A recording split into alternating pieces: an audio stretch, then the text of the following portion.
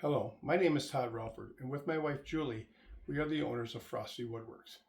Frosty Woodworks started in 2020 only making bag boards, but now we have a growing list of products, and here are some of them now.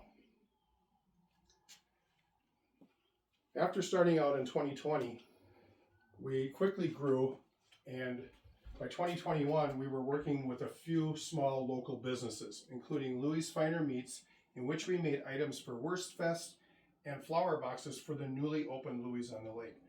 We also worked with Shayna of Sugarwood and made custom store displays for her caramels and custom wood boxes for her Mother's Day promotion.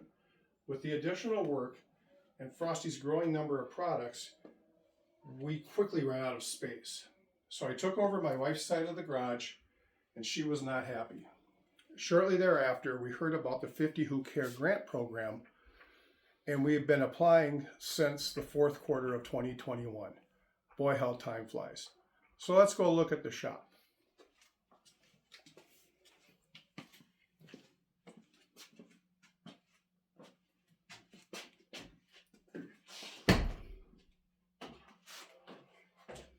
Frosty Woodworks operates in 190 square feet, barely enough space for materials, products, and myself. We are asking for this grant to double our space with a building that will be built on site. The building will have a dedicated office and shop and will not be connected to my place of residence, thus making it safer for our home.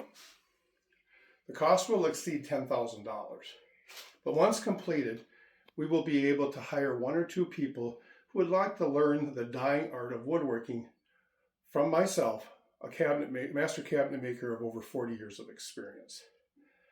The site is on the south side of my residence and has a perfect southern exposure that is really quite perfect for a solar woodworking shop.